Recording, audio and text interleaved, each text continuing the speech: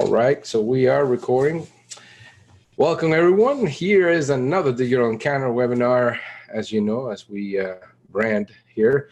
My name is Alex Salas and I am the president of the chapter. I have the pleasure to serve as president. Thank you guys for coming in.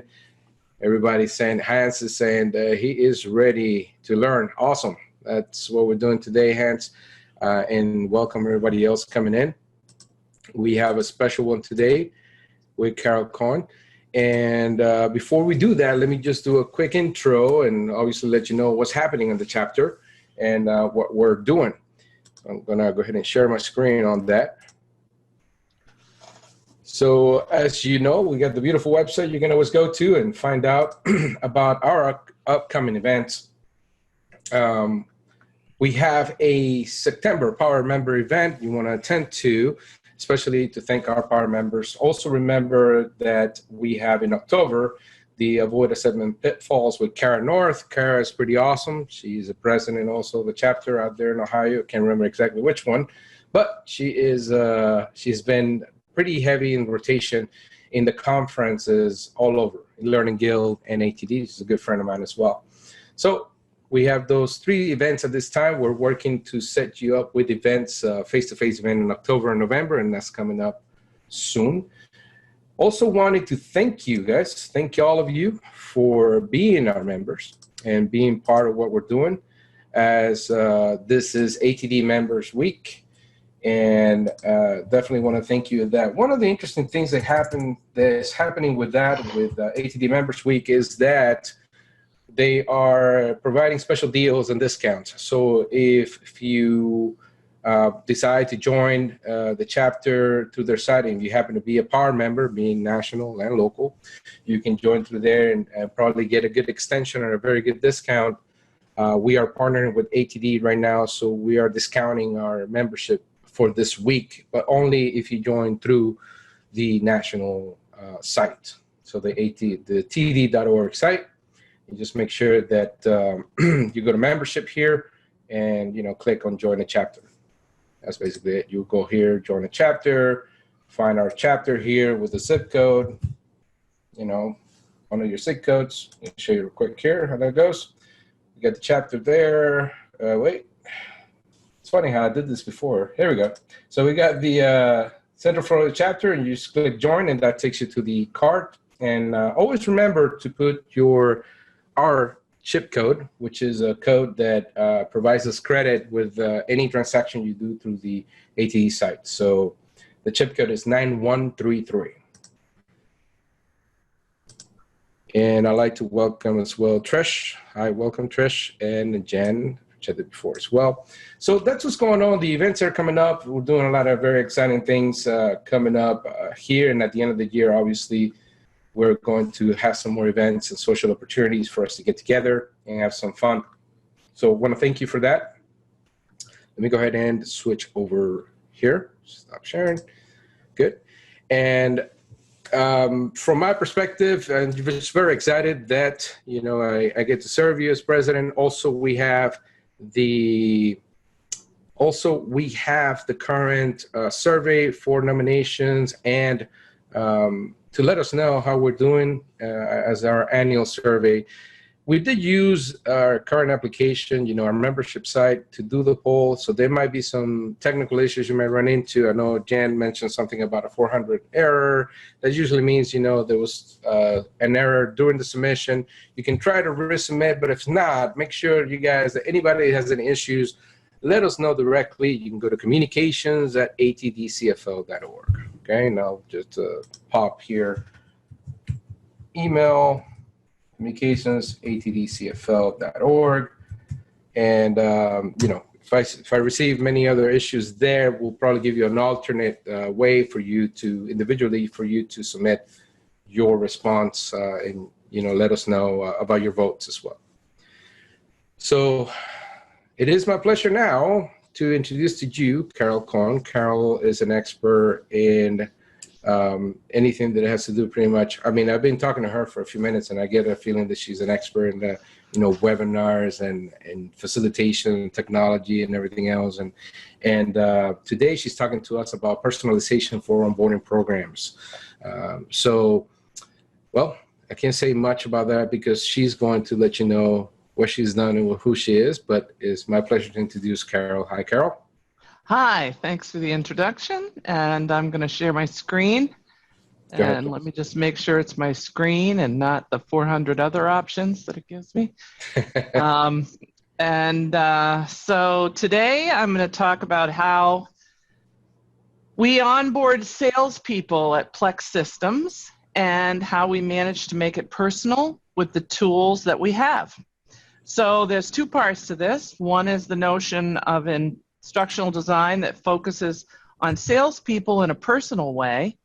And the other is to do this when we use the tools that we have regularly available, not requiring some expensive platform or a specialized support.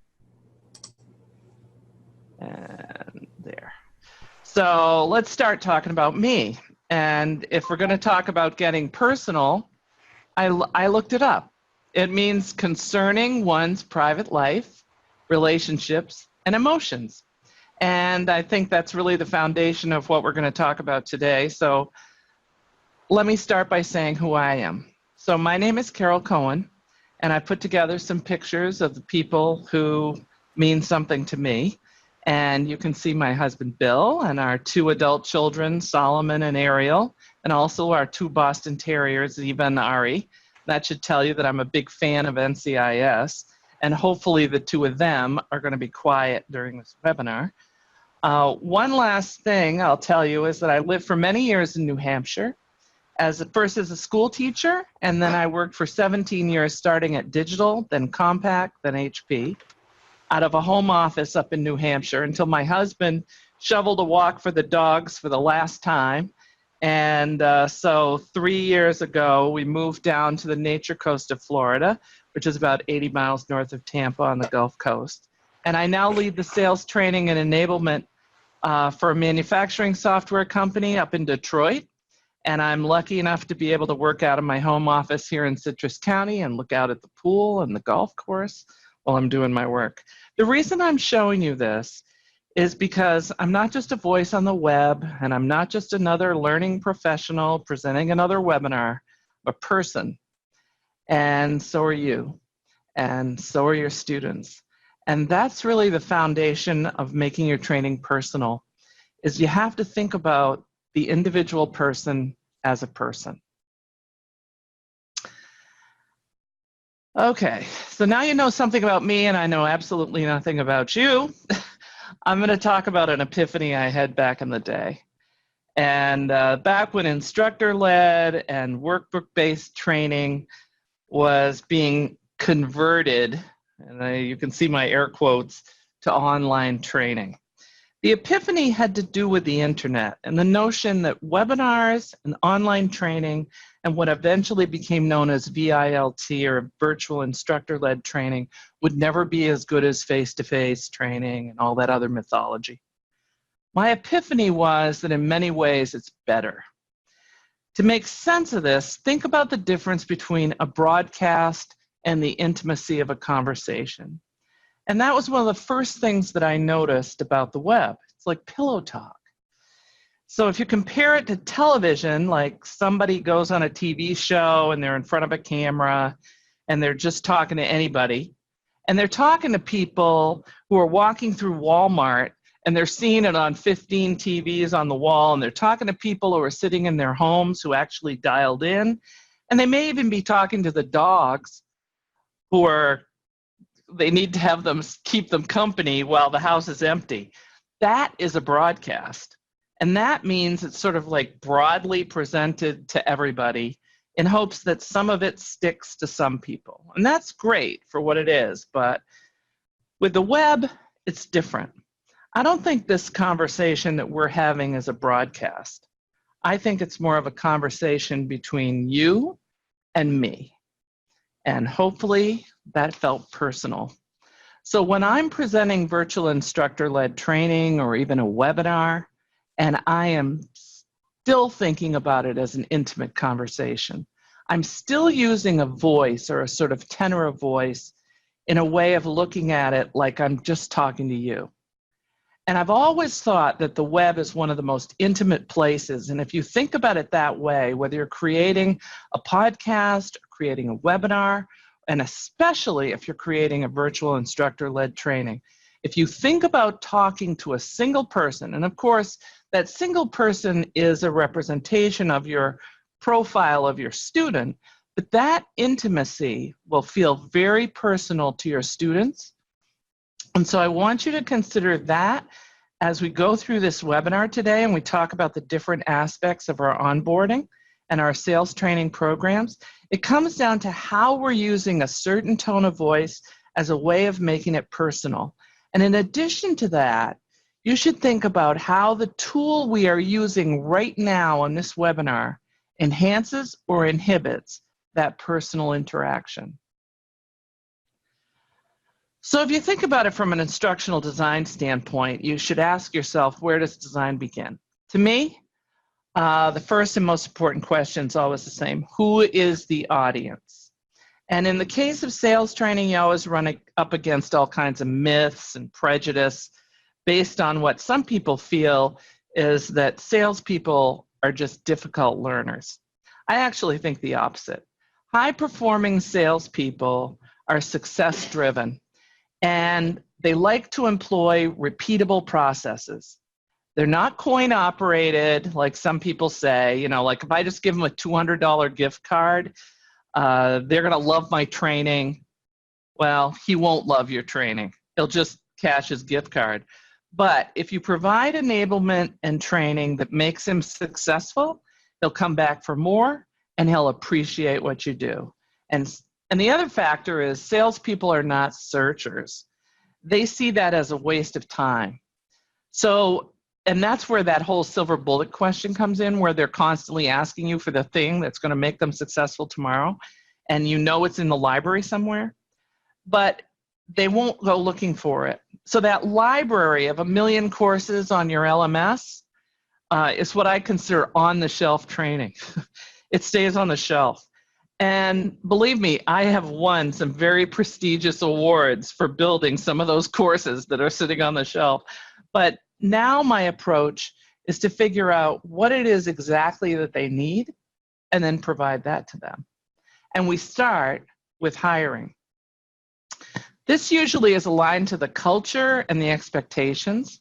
And in our case, it's supplemented with a challenger assessment that we get from Gartner. Because we base our selling approach on the challenger model. This profile forms the foundation of our instructional design and the way that we onboard them. We meet them on their very first day, and onboarding begins immediately. So my first suggestion is to try to influence the hiring profile, to reduce that broad brush approach. Don't be afraid of this. You're a training and enablement professional. You're an expert.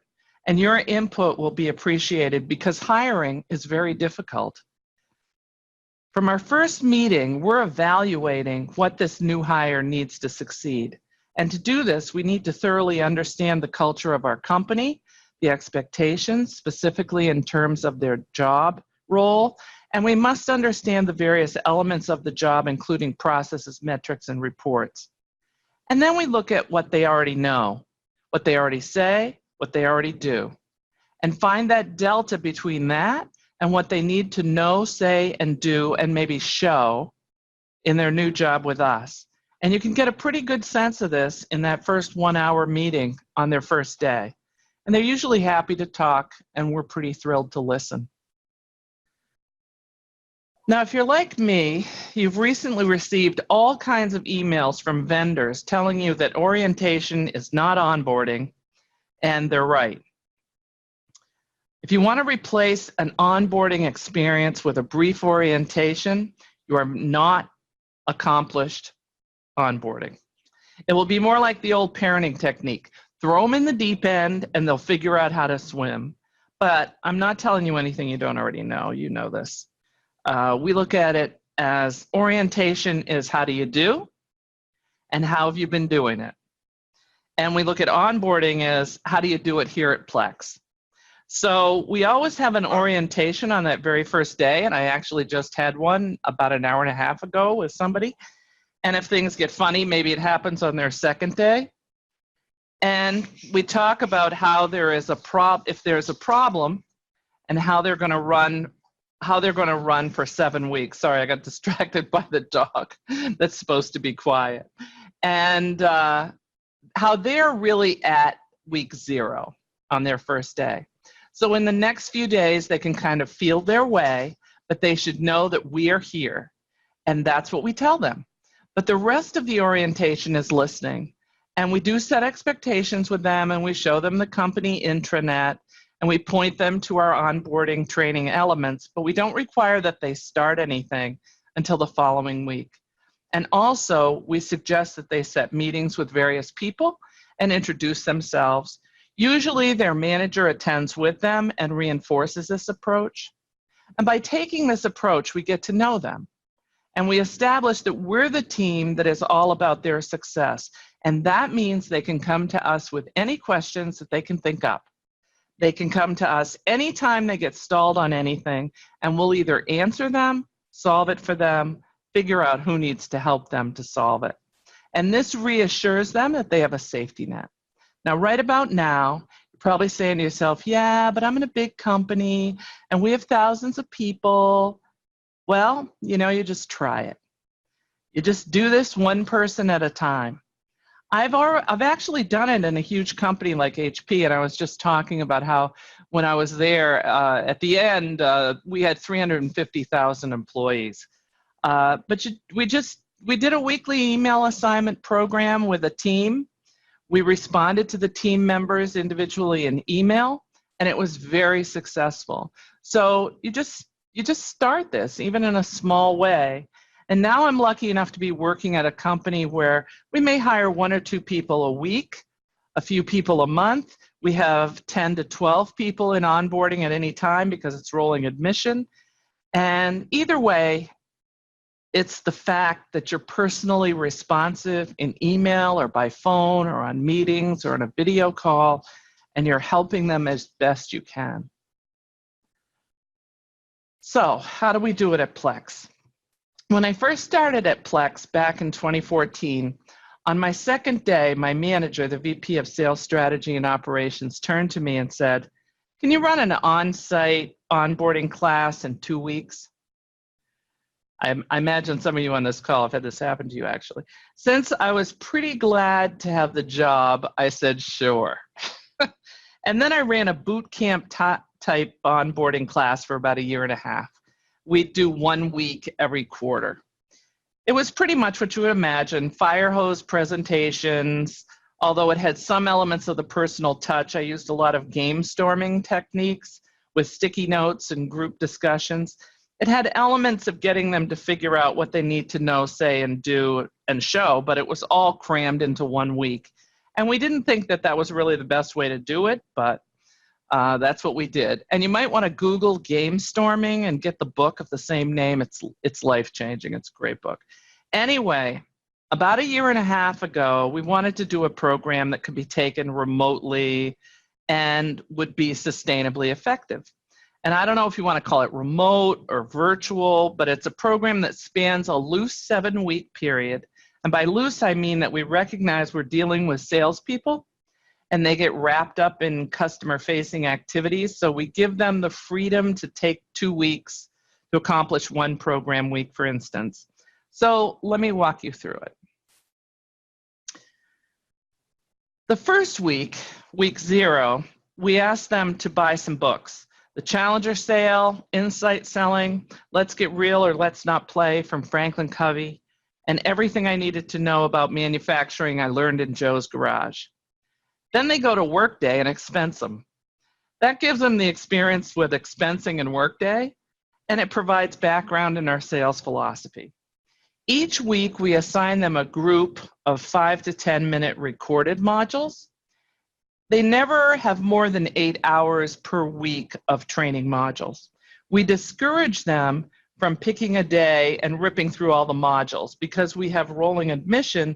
When everyone gathers for the weekly check-in calls, the group hears from people in all stages of onboarding and in different sales roles. And that's really effective too. That's very personal interaction. We also include marketing new hires in a customized learning plan. They don't have to do everything, but they do attend some of those roundtable calls. And the calls are forums where we ask each person what they accomplished during the week, who they shadowed, what they discovered, and if they had any roadblocks or questions. And managers often attend with them.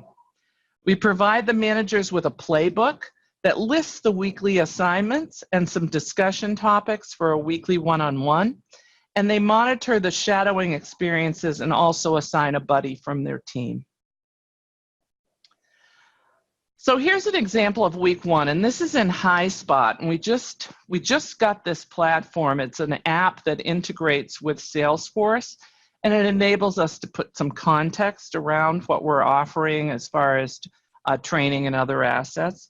So here's what it looks like in HighSpot for this week. You can see we have a collection of assets, documents, recorded modules, and even the links to buy the books on Amazon.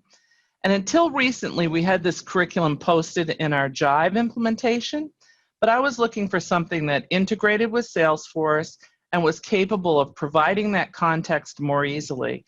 And it has all kinds of tracking and reporting features, but we're just learning the system, so I'm not going to talk to you about that. But frankly, with our weekly roundtables, we get a pretty good idea of who's doing their homework and who is not. And each week has its own spot, similar to this. But for tools, we post the videos on our private channel on Vimeo and link to them. And we ensure that all assets are linked to where they natively live. So if they're updated, those links don't break. This is a list of the elements of our program. And I've mentioned most of them already, but I can actually see the question marks over your head, like, how are we sure they're doing the work? Well, first and foremost, we're talking to them every week. And if they miss the roundtable, we set up an individual call and we get into a conversation with them and their manager.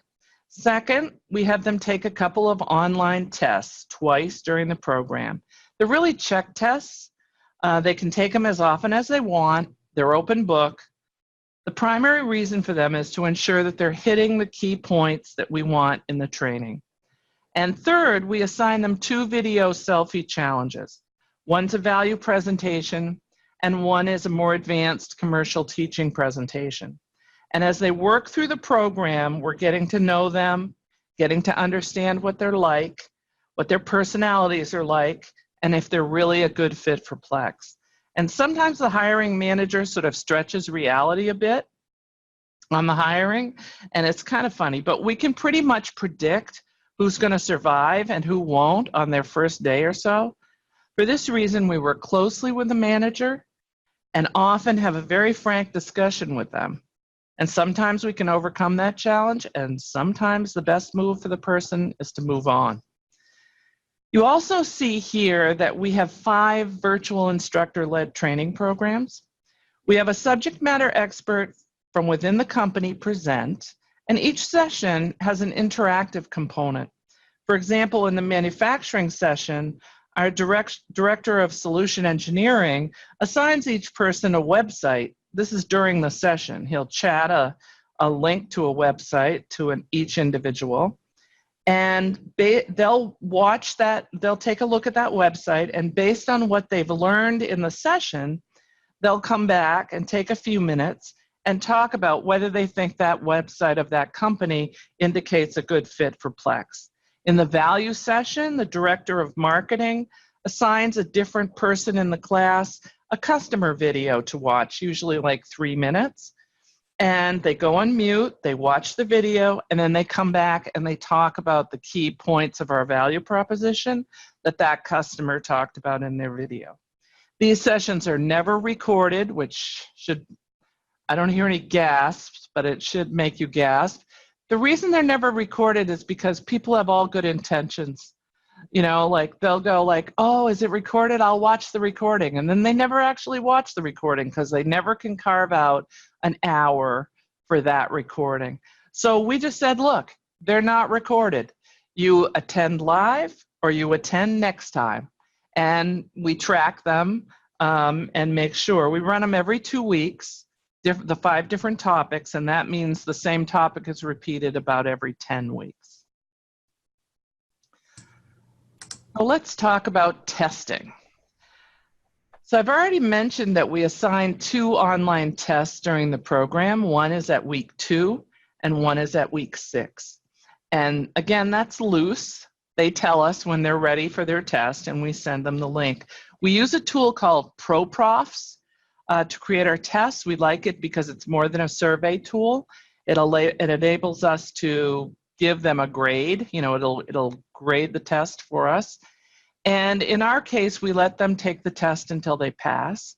And of course, since it's online and not proctored, it's open book. And since our goal is to really ensure they understand the key concepts and not police them, it works for us. The real test is this, the video challenge. They're asked to produce 2 selfie videos. The first, value selling presentation based on our Plex value message known as the essence of Plex. And at the end of the program, they must put it all together in a commercial teaching presentation that includes customer advocacy information and competitive positioning. And here's just a taste of the videos we have in our Dropbox. I just took some screen caps of the little thumbnails, but I provide a review of the video in email. First, it's general comments. They're usually positive. We kind of like to do a, you did this really great.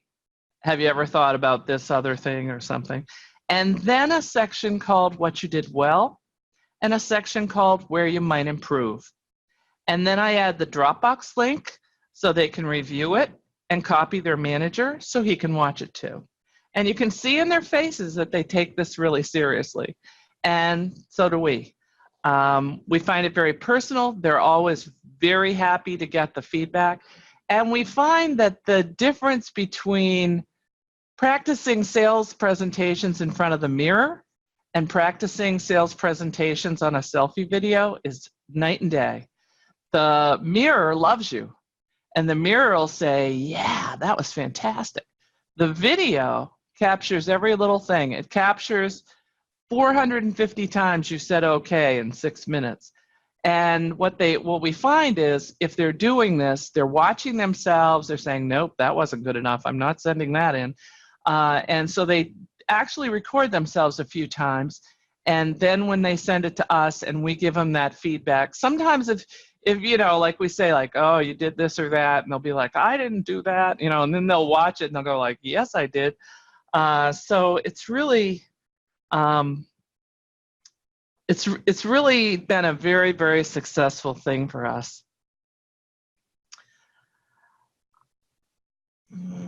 Make sure I'm on the right thing here. One of the primary objections from non-training people to onboarding is the time out of field and time off the job.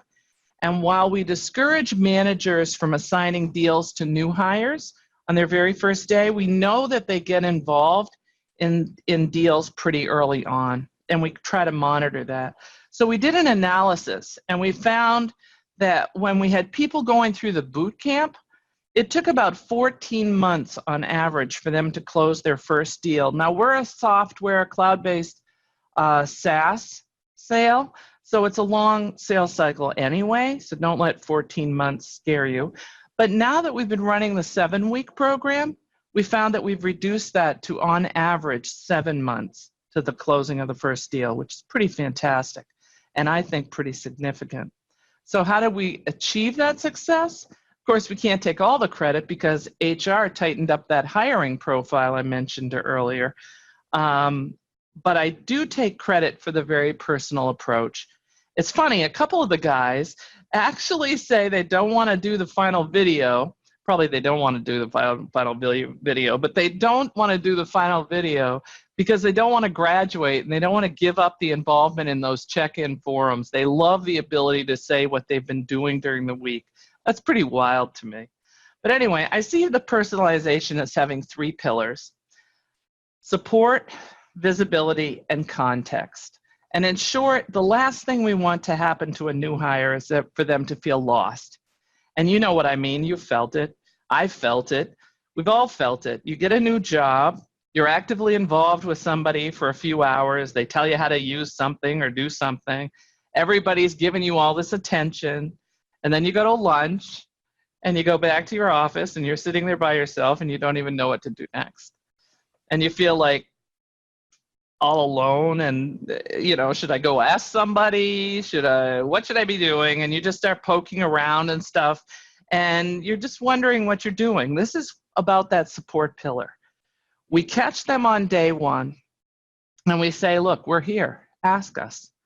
We try to give them guidance. And one of the things we say to them is, sure, you can look at that whole program. You can just spend that whole first day doing everything. But we don't want you to do that. We discourage that. We want you to get out and meet people, ask us questions, have conversations with us or people who sit near you. The second pillar is visibility. We want them to have visibility to what they need, but also the greater team that they're going to be working with, and we want the company to have visibility to them. Their manager starts right off posting a blog post introducing them for the whole company to see, and we help them get to know people. We give them a list of people to meet, and we encourage them to set up meetings with these people, introducing themselves. This helps them get to know the people they're going to be collaborating with on deals, like pre-sales people or marketing people. And also, those people are happy to meet them. And since almost everyone in the sales organization has been through my onboarding program, they know we're looking for shadowing opportunities, and they're happy to accommodate the new hires. And that's vital to our success. So seeing an experienced seller interact with a prospect or customer allows them to see how it's done in that customer meeting or demo before they have to do it. And in our weekly call, we're going to talk to them about who they shadowed, who they saw, what customers they saw, and we're going to make sure that they're actively taking advantage of that opportunity. And it gets them to see how it's done. It gives them the visibility they need to see firsthand how they're supposed to behave, so they're not just getting book learning, they're seeing it in real life. But the key pillar to me is context. What I've found in the boot camp models and some of the other ways that people try to do onboarding is they provide all the content, but they give it out of context so that you don't really have a place to put it in your head. A lot of this works for us because those roundtable discussions, we connect the dots. Sometimes other new hires or managers also connect the dots on the call. And those VILT sessions where they have the subject matter experts, they go a long way to provide context. It's very important to me that the students get to talk during the sessions, asking questions, sharing their experiences. This enables the presenter to provide that context. The reality is, it's these three pillars: support for the individual and for the group and for the business, visibility to what good looks like, to where things are, and then context, which is like, why does this matter? And where does it fit, especially in the sales cycle? And how do I use it? And when do they use certain tools? And most importantly, how they should be functioning in the company. So just to review, my goal here was to talk about what you can do with your eyes, ears, mouth, and heart, and take the emphasis off the tools. Enabling the success of others is what we do. We care about their success, and therefore we care about them as people. And if you get that right, the rest of the tools can be simple ones you already have. I've listed here the ones I mentioned. You'll notice the very first one is you. I'm happy to hear from you and take any questions that you have. So I'm going to go back to you, and maybe we can get some questions in the chat. All right. Awesome stuff. Thank you, Carol. Thank you for the presentation. Yeah. Put in the chat, asking you guys to ask questions. Feel free to please pop in your questions. I'll give you about a few seconds here. Otherwise, I definitely have some questions for her. And I think that will help us out with the rest of the conversation that we have regarding this topic. But please go ahead and use the chat and ask your questions. You have about another 10 seconds or so. If I don't see any activity, guys, we'll definitely get started with some questions that I have here as I was thinking about Carol's presentation. Here we go. So we got, can you share more about the playbook and what you include for leaders? This is coming from Rosa. Right. I was trying to think if I have one like at my fingertips here. Basically, I like things in sort of a, I don't know, if you think of it as an egg carton, you know, like you have sort of a format that you follow for every week. So we have, and we actually printed it out for them because, you know, they're managers. They need to hold it in their hand. But we created a book that has each week. So we say, like, each week, these are the topics that they're going to have in their study, you know, like the recorded modules that they're going to do.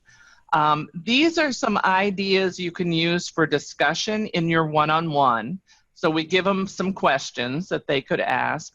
We may give them some resources that they could look at that associate with that. And then we put that on every single week. So we say week 1, they're looking at getting to know Plex. So these are the topics.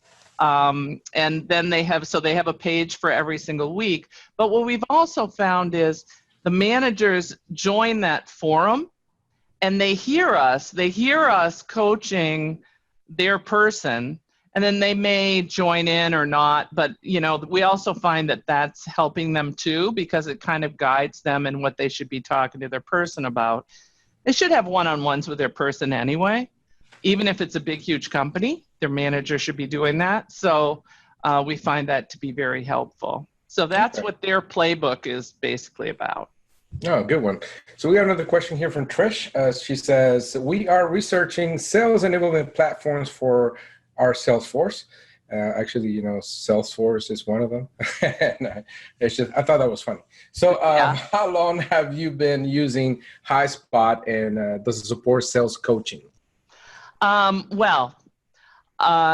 got to Plex. Of course, I was at HP, right? We had every single tool known to mankind. We had an engagement with every single vendor on the planet. And I had 6-figure budgets for everything I ever created when I was there. I went to this company, Plex, up in Detroit, a software company that had gotten an infusion of startup money 10 years into its existence. They had nothing. They had no sales training, no enablement, no tools really of any kind. They had Salesforce. And I came in as a team of 1. And suddenly I was making MP4s, and they had no tools. I think somebody had a Camtasia license, an old one, and I got to use that. So I sort of had to go back to basics. But from day 1, I was trying to get in a platform because, you know, my pillars, context is very important. And there's no context in Dropbox. It's folders. I mean, yeah, you can title the folders something, but that's no context. Right. So I had been looking at all of the platforms that are out there. Frankly, I invented them back at HP. You know, like we'd get a vendor on board. We created this fantastic sales enablement platform. It allowed you to record yourself and find courses. It was based on Khan Academy. That now I've got all these vendors trying to sell me the thing I invented. You know, what does that mean? But anyway, I looked at everybody, and over 5 years, I mean, really, I have looked at everybody, and I came down to 2 that really would support what we were trying to do: Seismic and HighSpot. And the main thing we liked about them both is that they allow us to put that context, that wrapper around the assets that we're linking to. They're still not content management systems. You still have Dropbox or something behind them. But you're able to create that area. In HighSpot, it's referred to as a spot. And you're able to say, you know, this is the subject that we want you to study. Seismic does something else. It allows you to create, you know, it allows like the salesperson to pull icons and assets and things together to create a document, say, or a contract. We didn't need that at our company. And so that made us focus more on HighSpot. It also enables us to send those kinds of emails that have assets attached to them that they can track who's looked at what, and that's a real advantage for salespeople. So that's why we picked HighSpot.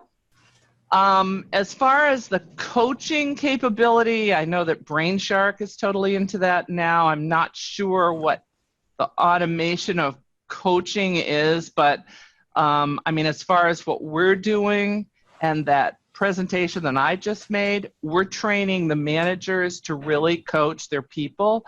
We're training our people as they come on board that they're going to be shadowed as they're going, and we're doing some other things that I would call coaching. We're working with Force Management, Franklin Covey, and CVI, Corporate Visions, with some of their training for getting the managers to coach them. So it doesn't have an automation to coaching.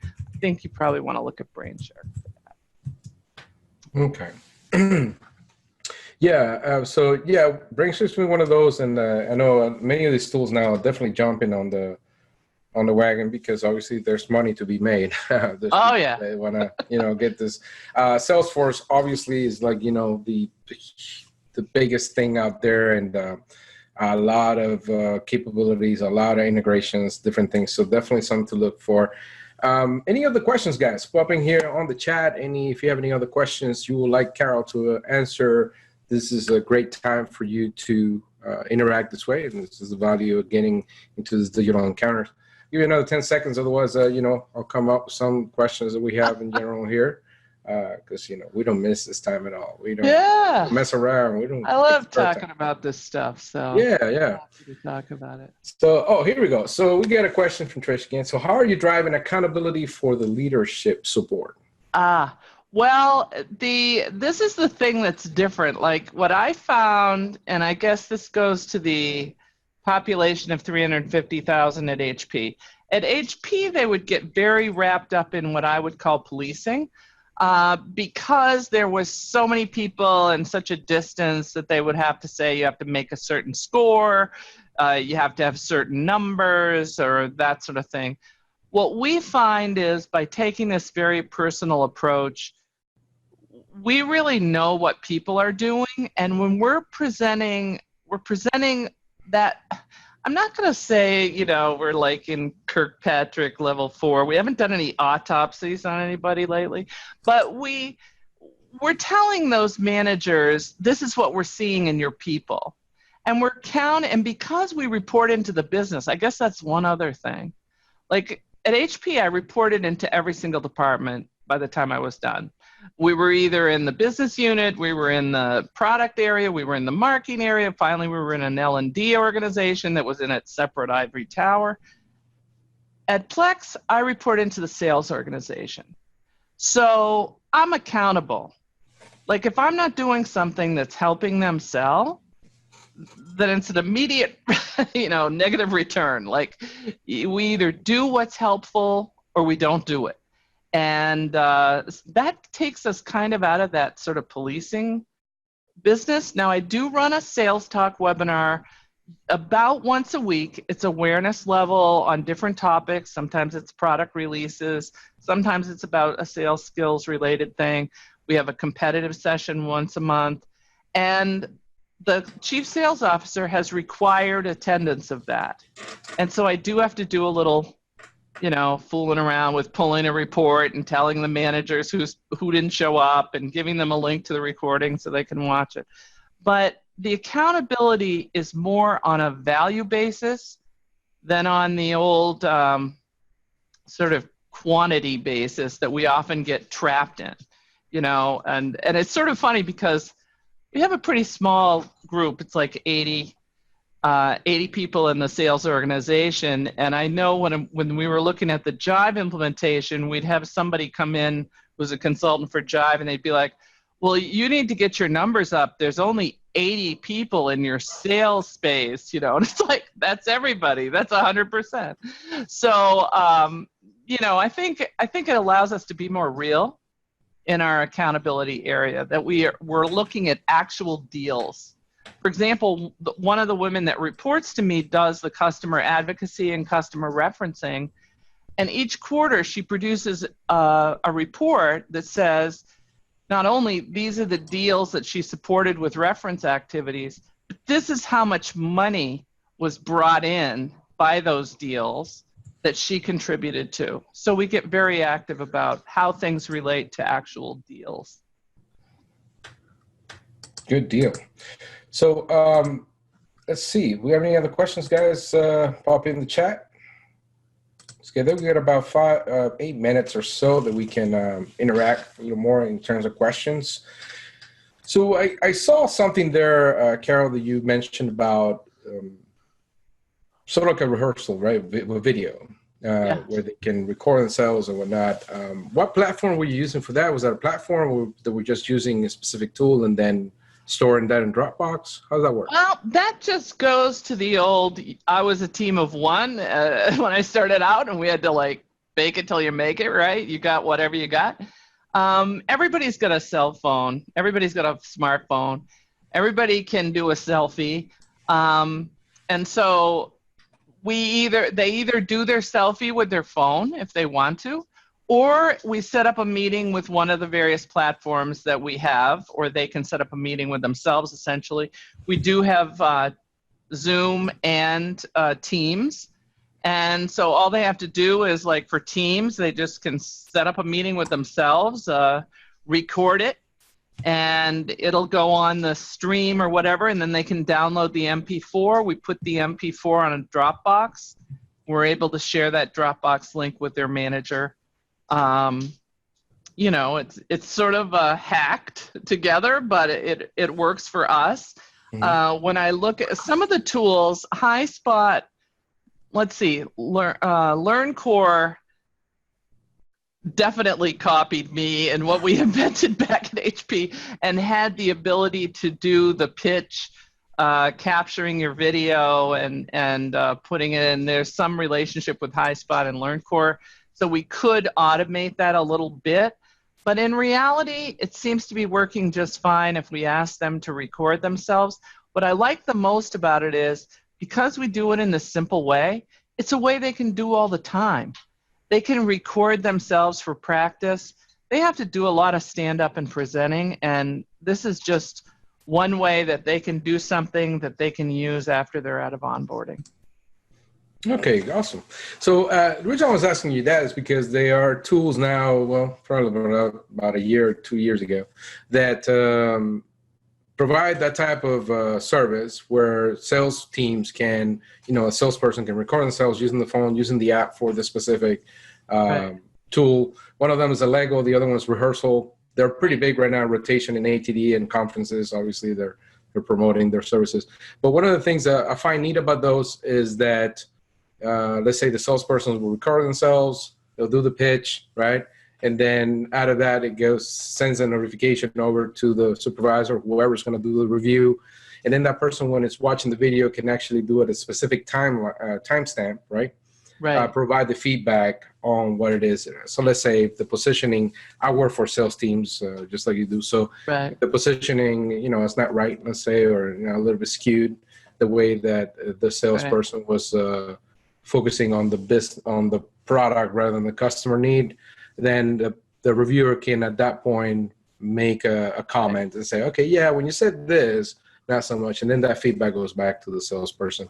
Do you find that that's something that you guys will probably be looking at next? Or? Well, school's perfect till the kids get there. I say that every time. Okay. And, having that expectation of managers, we've done that. We've actually sent the video to a manager and said, can you please provide feedback? And their feedback is usually like, hey, that was great. And we found that the feedback wasn't really what we wanted. Like, we established a rubric that says, you're going to do this video, and you're going to cover these key points, and you're going to do this, and we're going to be looking at this and this and this. And then, like good teachers and mother hens, we look at it and we give them feedback against that rubric. And we just found like we did a much better job. I think that then in reality, the managers then watch it, but they read our feedback, and it actually influences them as well, kind of a double-pronged goodness. Okay. What you describe is perfect if people were perfect, but what I've just seen, the evidence that I've seen is that either the managers don't have time. I mean, they're salespeople. They really don't have a lot of time for any of this. And having that expectation, it may just sit there. So we find we get much better control in our manual way because we can take the very best videos and share them, post them as examples, post them examples in future onboarding, post them as examples in general, and say, you know, here's a really excellent example of the presentation. You should do it this way. And that's what your tool is doing for its very costly price per user. But, you know, we're getting more out of it because we're more involved. We're more involved in the comments that we give. Oh, okay. Well, that's awesome. Hey, guys. So, hey, thank you, Carol, so much. This is pretty much our time. We got 5 minutes left. If you guys have any other questions, pop in real quick. But otherwise, I have to say, you know, I want to thank you, Carol, for taking the time. Guys, if you like this webinar and like to share with Carol, let us know. Pop it in here. I also have for you, I'll be sending you here now, and on the recap email that we sent, we'll be sending you the link so you let us know in our post event survey how you enjoyed this webinar. We do have a and I'm going to put it here just in case as well, so you can do it now. And this will be a lot better than what we're doing on the nomination thing, because this is a high-end tool that we're using. So the link is there, guys. The response to the survey is, and if you want to do it now, again, as we said, our event surveys is only 2 questions, and you can choose to let us know what you think on the 3rd item. But it's usually just 2 questions to let us know that we should bring speakers like Carol back and continue to do this type of topic. I want to thank you all for attending, and my name is Alex Salas, your president here for the rest of the year and forward. Forever. Yeah, we're going to fix that. And I'd really like to thank Carol again for helping us here and sharing her expertise on this topic. Thank you, guys. This has been another Digital Encounter. Thank you, Carol. Thank you, everyone. Have a great week. Thanks. Bye.